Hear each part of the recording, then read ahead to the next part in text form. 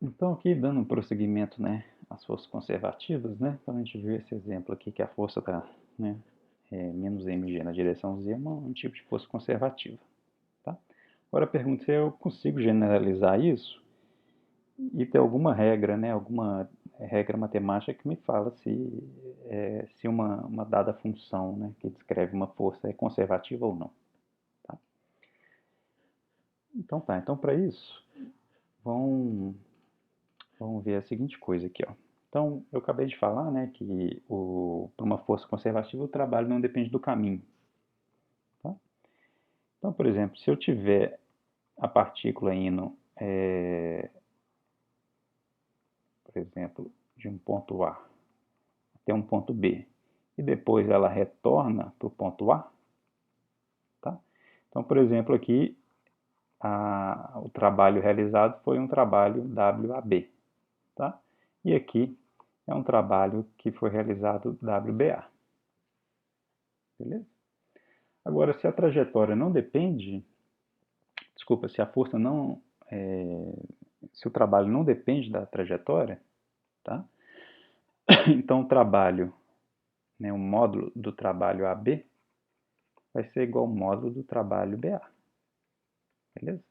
Se não depende a trajetória, tá? Só que esse aqui está indo numa direção, esse aqui está indo em outra, né? Então, se esse aqui tem um trabalho positivo, lá de cá vai ter um trabalho negativo. Então, ou seja, o trabalho AB é igual a menos o trabalho BA. Tá certo?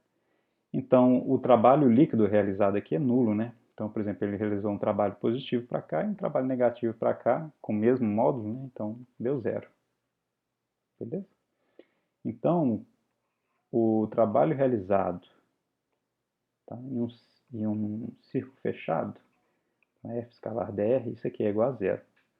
Tá? Ou seja, ele vai de um ponto A, faz qualquer trajetória e volta no mesmo ponto. O trabalho líquido aqui realizado é zero. Então pensa, por exemplo, na força da gravidade ali, né?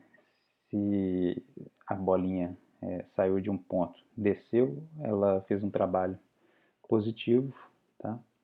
E se ela sobe, ela faz um trabalho negativo, tá? Então, no líquido, tá? Se ela vai e volta no mesmo ponto, então o trabalho líquido é zero, tá? Então, a gente tem que F escalar dr igual a zero, tá? Agora aqui tem o chamado teorema de Stokes, tá?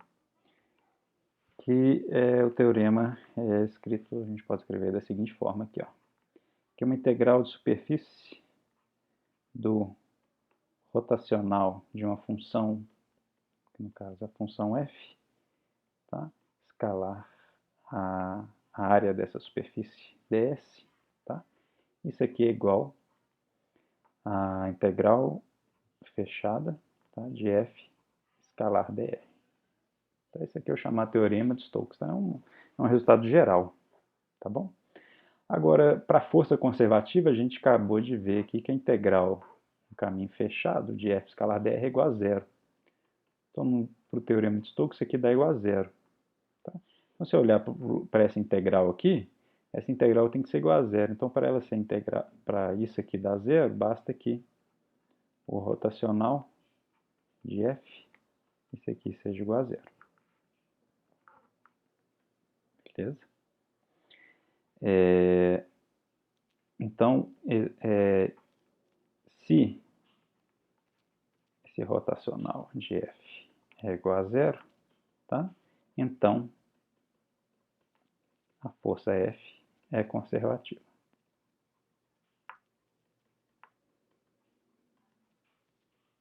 Tudo bem? Bom, aqui só para vocês lembrarem aqui o que é esse rotacional, né? Então, rotacional de F, tá? Isso aqui é igual, tá? Então, aqui tem que fazer produto vetorial, né? Então, aqui a gente põe os componentes x, y, z e faz o determinante da seguinte matriz. Na primeira linha tem os vetores unitários x, y, z, né? Esse vetor del, tá? Chamado de del aqui, tá? Ele é definido como sendo a derivada parcial na direção x, tá? Na direção x, mais a derivada parcial em y na direção y, mais a derivada parcial em z na direção z. Tá? Então aqui vai ficar derivada parcial em x, derivada parcial em y, derivada parcial em z. Tá? E aqui vai ser a função f, tá? A força f. Então vou ter a componente fx da força, a componente fy da força, a componente fz da força. Tá? E vou fazer o determinante disso. Tá?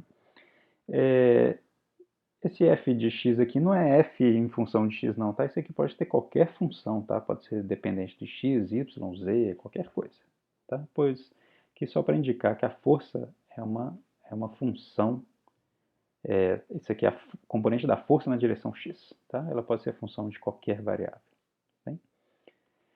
Então, fazendo esse determinante aqui, então isso aqui vai ser na direção x. Então, é esse vezes esse. Então, derivada parcial em y da função força na direção z, menos esse vezes esse. Então, derivada parcial em z de fy na direção x. Mais. Então, o determinante aqui na direção y então, vai ser esse vezes esse. Então, derivada de fx com relação a z menos derivada de fz com relação a x na direção y, mais na direção z. Então, isso aqui, derivada x em fy menos derivada em y de fx em z. Tá? Então, isso aqui, né, é o rotacional dessa função f, né, que é a nossa função força. Tá bom? Então agora eu tenho um jeito de determinar, né, se uma força é conservativa ou não. Tá? Se o rotacional dela, rotacional de f, for igual a zero, ela é uma força conservativa.